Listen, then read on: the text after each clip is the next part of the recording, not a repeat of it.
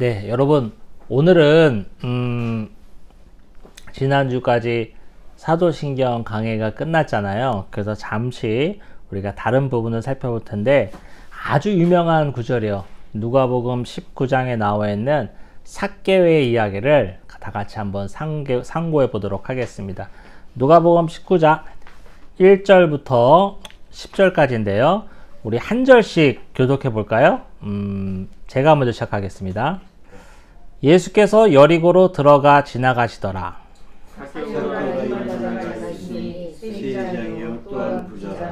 그가 예수께서 어떠한 사람인가 하여 보고자 하되 키가 작고 사람이 많아 할 수 없어 앞으로 달려가서 구하여 돌을 모아가니 이는 예수께서 그리로 지나가시되 되노라.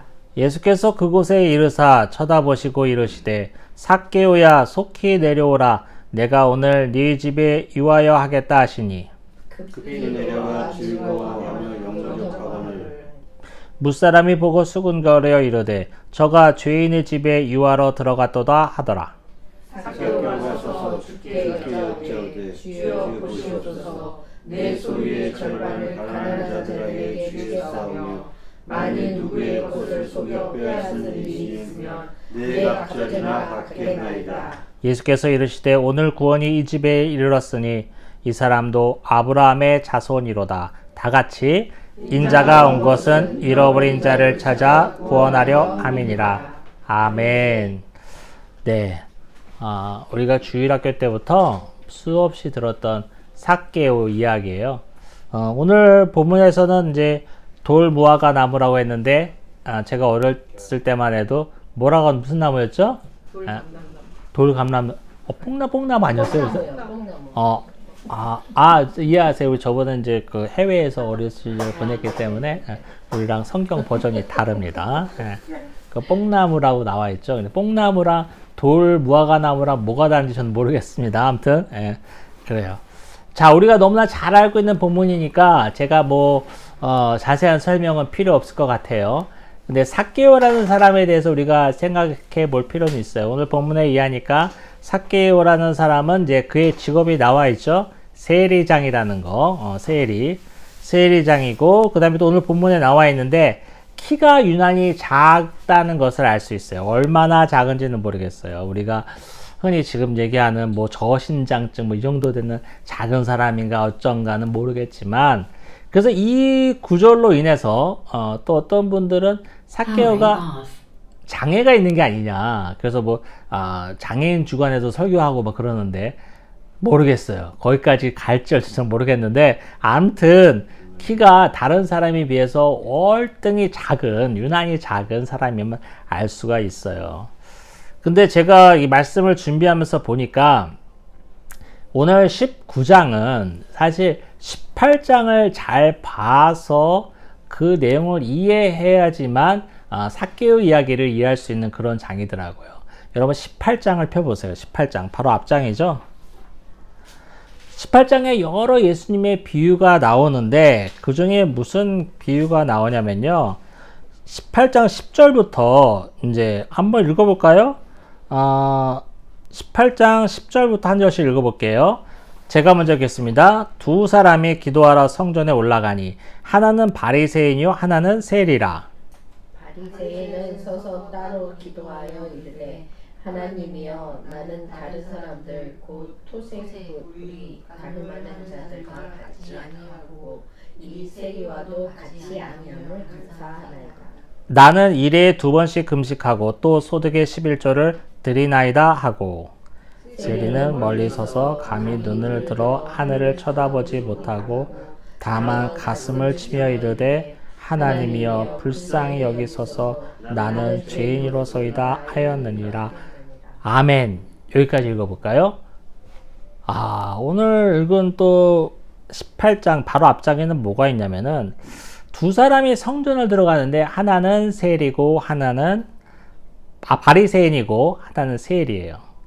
이 두 사람이 이제 성전에 들어가는 내용이 삭개오 이야기 바로 앞에 나와 있어요. 바리새인은 우리가 아는 것처럼 바리새파라고 해서 철저한 경건 생활을 강조하고 율법 생활을 철저히 강조했던 정말 그 신앙이나 그 삶에 있어서 하나의 흠도 잡을 수 없는 완벽한 생활을 추구했던 유대인의 한 지파인데 그 종파라고 볼 수도 있고요. 그 대표적인 바리새인이 들어갔고, 하나는 오늘 삭개오랑 같은 직업을 갖고 있는 세리가 들어갔어요. 근데 오늘 본문을 보다시피 이 바리새인은 어마어마합니다. 자기 의가 어마어마해서 그도 그럴 것이, 그 사람은 아마 태어나서부터 여태까지 남한테 흉 잡힌 적도 없고 책 잡힌 적도 없고, 신앙적으로도 율법의 가르침에 따라서 뭐 헌금도 잘 드리고 이웃도 섬기고 어마어마한 일을 했었을 거예요, 분명히. 그래서 그 사람은 너무나 자연스럽게 하나님을 딱 성전에서 하나님을 우러러보면서, 우러러보다는 것보다는 뭐 째려보다 할 수 있을 것 같은데, 뭐라고 나와 있어요? 나는 하나님이요, 나는 다른 사람들이 토색하고 불의하고 가늠하지만 나는 저들과 같지 않습니다. 나는 저들과 근본적으로 다릅니다. 종자가 다릅니다. 라고 얘기하는 거예요. 그러면서 나는 일회에 2번씩 금식하고 소득의 11조도 꼬박꼬박 드린 사람입니다. 라고 성전에서 기도를 합니다. 우리 한국교회도 이런 분들 참 많죠. 참 많아요, 여러분. 그래서 오늘 삭개오 이야기가 있는 거예요. 그랬더니만 같이 들어간 세리. 여러분, 세리는 그때 당시에 세무 공무원이에요. 세금을 징수하는 세무 공무원인데, 우리 집사님 며느리도 세무 공무원이죠. 근데 지금이랑 다른 게 뭐냐면, 그때 당시, 예수님 당시에는 유대 땅이 다 로마의 통치하에 있었잖아요. 로마의 식민지란 말이에요. 그러면 세금을 거두면 다 어디다 바치는 거예요? 로마에 바치는 거잖아요. 그리고 로마 황제의 명을 받아서 유대 땅을 다스리고, 또 유대 땅 북부지방 갈릴리를 다스리는 분봉왕이 따로따로 있었어요. 총독도 있고. 그래서 그들이 로마 황제한테 더 잘 보이려고 때만 되면 엄청난 물질을 바치는데, 그러기 위해서 어떤 일이 일어날 것 같아요? 백성들을 더 착취하는 거예요. 원래 세금이 소득의 5%만 세금 내라, 예를 들어서 로마 황제가 그런 명이 있다면 알아서 잘 보이려고, 알아서 더 갖다 바치려고 막 10%를 때리는 거죠. 그런 일이 수두룩하게 많았어요.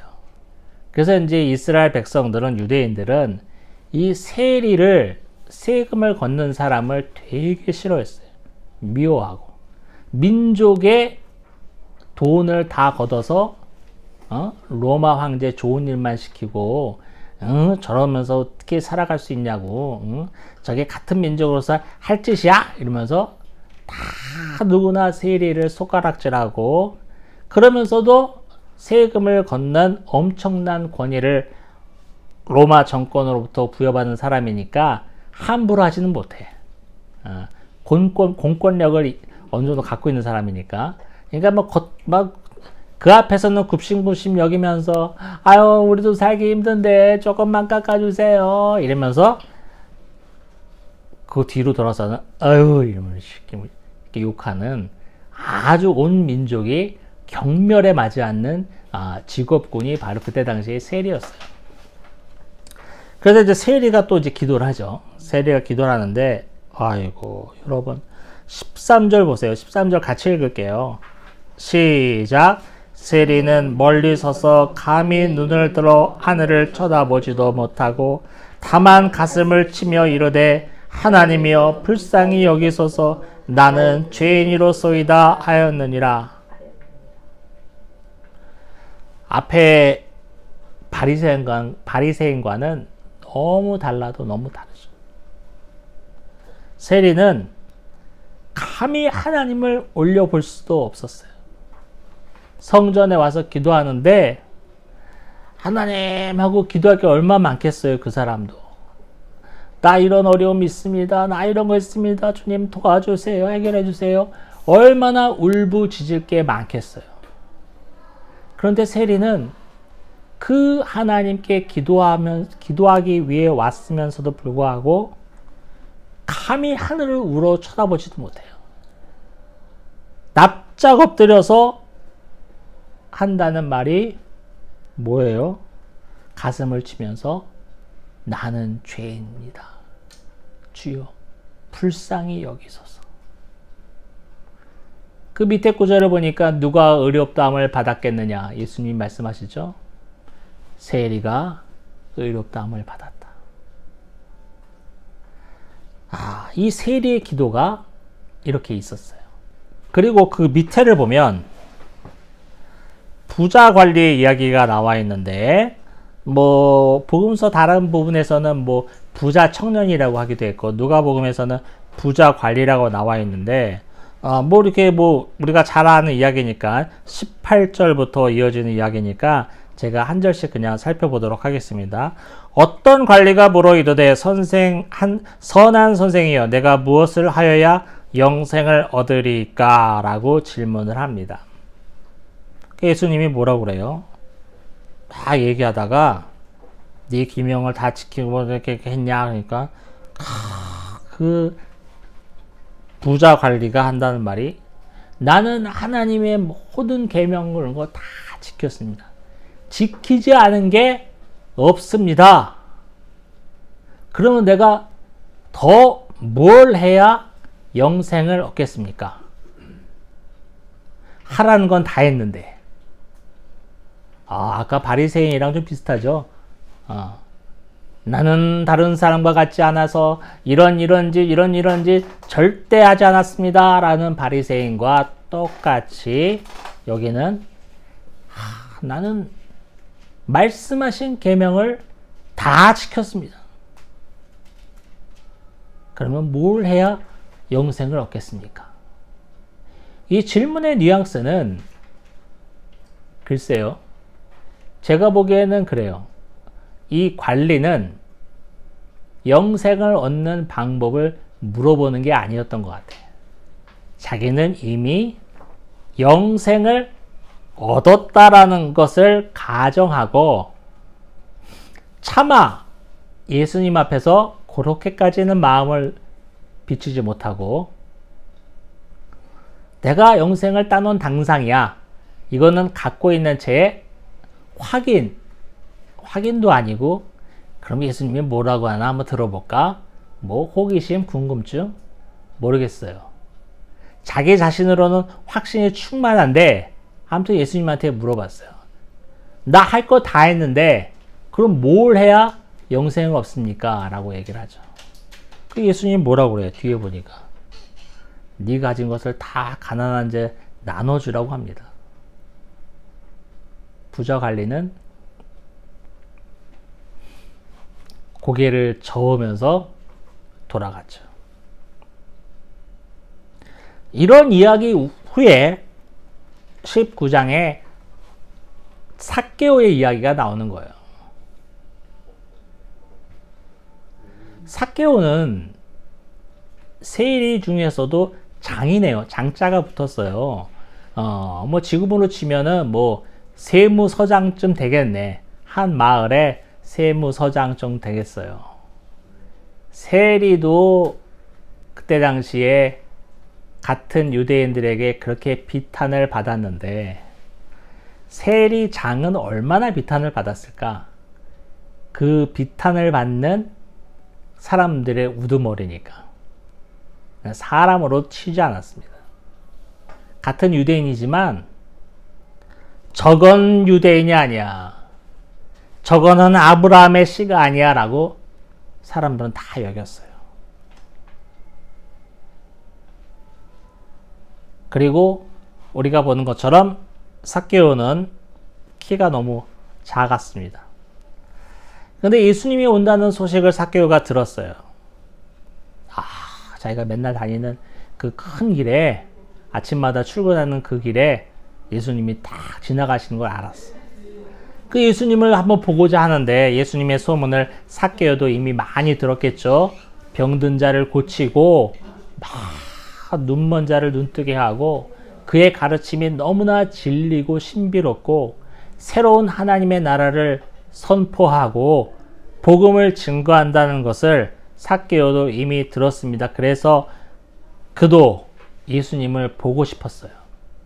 근데 키가 너무 작기 때문에 인파 속에서 뚫고 예수님을 볼 자신이 없어서 그가 영리하게도 돌 무화과 나무에 올라가기로 결정을 하죠.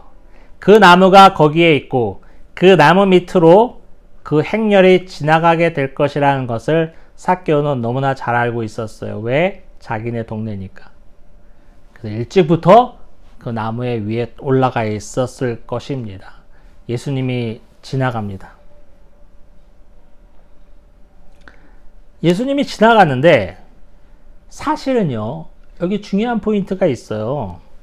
5절에서 19장 5절이죠. 오늘 본문. 예수께서 그곳에 이르사 쳐다보시고 이르시되 삭개오야 속히 내려오라. 여러분,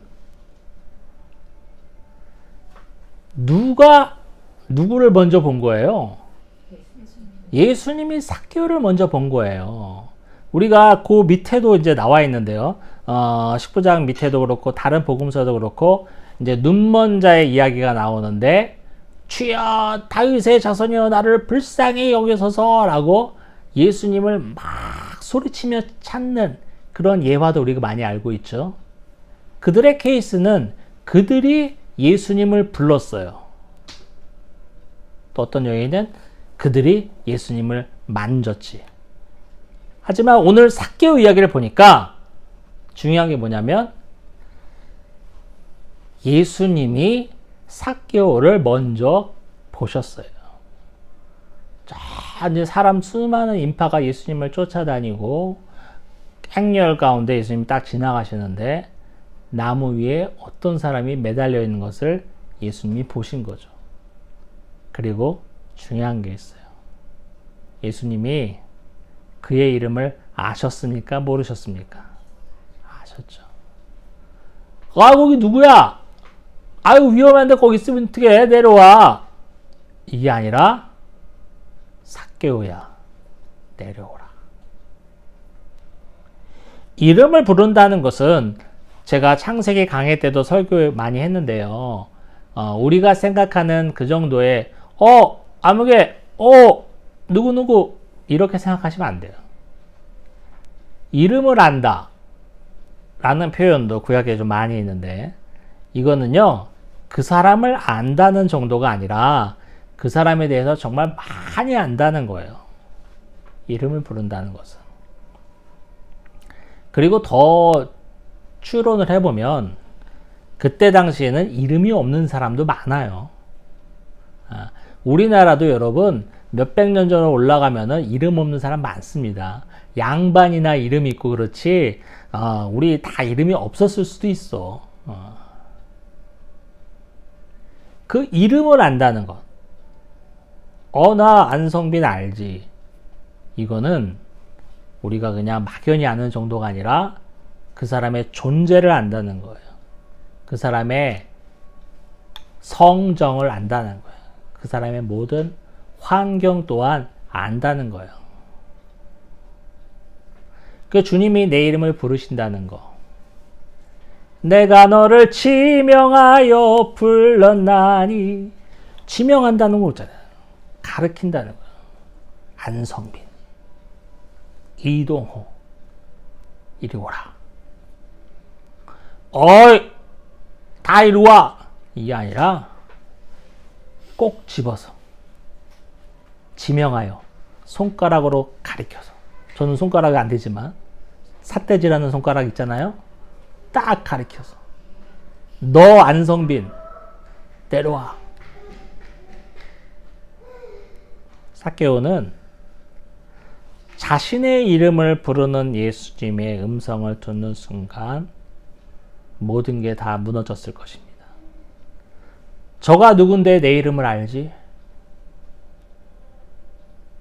그리고 나는 조용히 나무 위에 올라가서 예수님이 도대체 어떤 분인가 보고 싶었을 뿐인데 내려오라. 저분이 어떻게 나를 발견했지? 나무 위에 올라가 있는 나를 어떻게 봤냔 말이야. 본 것도 신기한데 이름을 부르면서 내려오라. 예수님의 주위에는 수많은 사람들이 쫓아다니기 때문에 정신도 하나 없고요. 위에 누가 있는지 땅에 누가 있는지 살필 겨를도 없는 상황이에요. 그런 상황 속에 예수님은 삭개오를 보셨고 또 삭개오의 이름을 정확하게 부르신 후에 속히 내려오라. 그 뒤에 또 뭐라고 말씀해요? 거기만 해도 지금 삭개오의 마음이 다 녹아내리고 난리가 났을 텐데 예수님이 또 뭐라고 하시냐면은 5절 후반부에 보니까 내가 오늘 네 집에 유하여 하겠다 하시니 6절에 급히 내려와 즐거워하며 영접하거늘. 삭개오의 그 기쁜 표정, 키가 유난히 작았다고 그러니까 정말 깡총깡총 튀면서 좋아했을 삭개오의 제스처가 보이는 듯 합니다. 나를 알아보시고 이름을 부르시는 것도 깜짝 놀랄 일인데 뭐라 그래요? 예수님이 내가 오늘 네 집에서 하룻밤 자고 가야 되겠다 그러는 거예요. 삭개오는 너무너무 주체할 수 없는 영광스러움, 기쁨. 아까 말씀드렸다시피 삭개오는 모든 사람으로부터 욕을 먹는 사람이었어요. 마치 우리 일제강점기 때 친일파한테 욕하듯이, 일제강점기 때 경찰서에 근무하는 사람들을 욕하듯이, 그래 할 짓이 없어서 저렇게 쪽발이한테 붙어가지고 같은 민족의 피를 빨아먹고 그런단 말이야 욕하면서도 또 그 앞에서는 꼼짝 못하지. 모든 사람들이 삭개오를 그렇게 욕했어요. 삭개오를 그렇게 경멸했단 말이야. 그래서 오죽하면 그래요. 삭개오를 유대인으로 치지도 않았어요. 같은 민족으로 치지도 않았다고.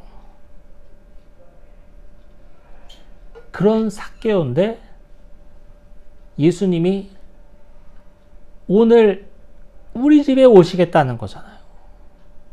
우리 집에서 하룻밤 자고 가시겠다는 거잖아요. 삭개오는 얼마나 기뻤을까요? 얼마나 감당 못할 그 영광스러움에 젖어 있겠냔 말이에요.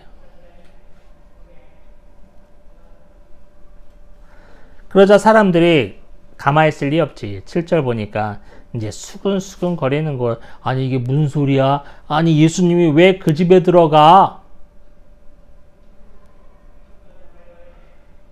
저는 죄인이잖아. 죄인의 집에 왜 예수님이 들어가냐고. 이게 있을 수 있는 일이야? 사람들이 엄청 욕하기, 수근수근하기 시작한 거지. 근데 삭개오가 이제 너무 기쁜 나머지, 영광스러운 나머지 그의 고백이 이어지죠. 8절 보겠습니다. 삭개오가 서서 주께 여짜오되 주여 보시옵소서, 내 소유의 절반을 가난한 자들에게 주겠사오며 만일 누구의 것을 속여 빼앗은 일이 있으면 네 갑절이나 갚겠나이다. 아까 부자 관리, 다른 복음서는 부자 청년 이렇게 나와 있는데 그 관리랑은 완전 다르죠. 그 관리는 나는 할 것 다 했습니다. 말씀에 써 있는 대로, 율법에 써 있는 대로 내가 안 한 게 없어요. 어렸을 때부터 지금까지.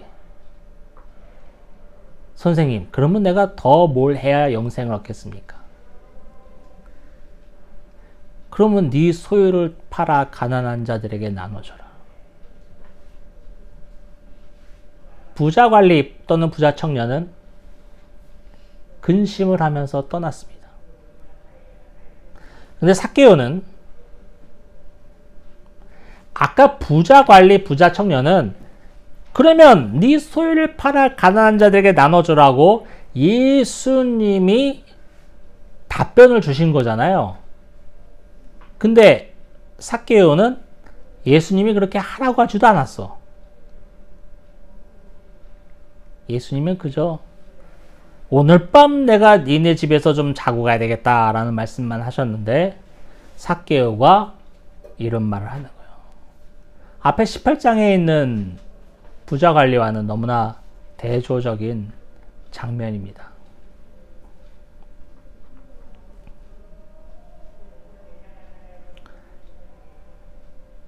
네 배나 갚겠나이다. 여러분 이거 율법에 나와 있는 레위기에 나와 있는 건데요. 남의 것을 빼앗거나 도적질을 하면 4배로 갚아야 되는 그런 구절이 나오죠. 그래서 4배나 갚겠다 이런 말이 나와요. 그러자 예수님이 뭐라고 하십니까? 우리 9절 같이 읽겠습니다. 시작. 예수께서 이르시되 오늘 구원이 이 집에 이르렀으니 이 사람도 아브라함의 자손이로다. 아멘.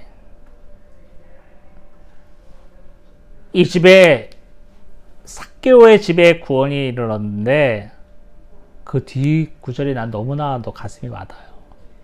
삭개오도 아브라함의 자손이다. 많은 사람들이 삭개오 저것은 아브라함의 씨가 아니야. 저렇게 유대인으로 가면서 아브라함의 씨라고 하면서 저렇게 우리야 똑같은 아브라함의 자손들을 못살게 굴 수가 있어? 세금을 그렇게 뜯어낼 수가 있어? 하고 욕하면서 저주를 품었던 그 삭개오에게. 그래서 삭개오는 같은 유대인이지만 머리도 못 들고 다녔어요. 오늘 예수님이 삭개오도 아브라함의 자손이다. 여러분, 제가 갈라디아서 설교할 때도 그랬고 아브라함의 씨라는 게 뭐예요? 물론 첫 번째로는 혈통적으로, 그렇죠? 혈통적으로 아브라함으로부터 나온 그 유대인들을 지칭할 수도 있어요. 그러나 많은 부분의 성경에서는 아브라함의 자손이라는 것은, 아브라함의 씨라는 것은 약속의 자손을 말하는 거예요. 약속의 자손. 아브라함에게는 물론 뒤에 또 아들 또 낳지만 대표적으로는 두 아들이 있었죠. 하나는 하갈이 낳은 이스마엘, 그 다음에 사라가 낳은 이삭이 있었잖아요. 하갈은 육신을 통해서 아브라함으로부터 아들을 낳았습니다. 그렇죠? 그게 이스마엘이잖아요. 그거는 육신으로 낳은 거예요. 육신으로. 정말 우리가 똑같은 저와 여러분이 태어난 그런 과정, 육체적으로 낳았다는 거예요. 하지만 이삭은 그게 아니죠. 사라가 이미 태가 끊겼는데 아브라함이 이미 자식을 낳을 수도 있는 기력이 없는데 희망이 전혀 없는 가운데 사라가 임신을 통해서 이삭을 낳았다는 것은 약속으로 낳았다는 거예요. 하나님의 말씀. 내년 이맘때에 너에게 아들이 있으리라. 네 씨가 하늘의 별과 같이 바다의 모래같이 많으리라는 하나님의 그 말씀에 의지하여, 말씀으로 근거하여 낳은 아들이라는 거예요. 그래서 우리가 이삭이라고 하는 것은, 아브라함의 자손이라고 하는 것은 이삭을 치잖아요. 약속으로, 말씀에 의해서 낳은 아들, 자손을 뜻하는 거예요. 그래서 신약 성경에 나오는 많은 이야기, 아브라함의 자손이다. 구약도 마찬가지예요. 아브라함의 씨다 이런 것은 우리가 두 번째 경우 약속에 의거해서 낳은 아들, 약속을 소망하여 낳은 아들이란 뜻이고 오늘날 저와 여러분도 그에 해당하는 것입니다. 삭개오에게는 엄청난 축복이 내렸어요. 아브라함의 자손이다. 내가 네 집에서 오늘 하룻밤 자야 되겠다. 교회가 이러해야 합니다. 많은 사람들이 욕하고 지탄하는 사람일지라도 교회는 그 사람을 품을 수 있어야 되고 저와 여러분도 그 사람과 친구가 될 수 있어야 돼요. 오늘 예수님처럼. 예수님은 아무도 상대해주지 않는 삭개오를 제일 먼저 발견하셨고 그의 이름을 불러서 속히 내려오라고 하셨으며 주위의 모든 사람들이 놀랄 만큼 오늘 내가 네 집에서 하룻밤 자고 가야 되겠다라는 엄청난 말씀을 하시면서 삭개오가 바로 아브라함의 자손이다라는 엄청난 축복의 메시지를 그에게 전했습니다. 우리가 피하고 싶은 사람, 우리가 꺼려하고 싶은 사람, 우리가 만나고 싶지 않은 사람이 있을 수 있어요. 그러나 우리가 명심해야 될 것은 그 사람도 아브라함의 자손입니다. 그 사람도 예수님이 그 이름을 부르며 내가 오늘 니네 집에서 하룻밤 자고 가야 되겠다라고 말씀하실 우리의 이웃일 수가 있습니다. 기도하겠습니다.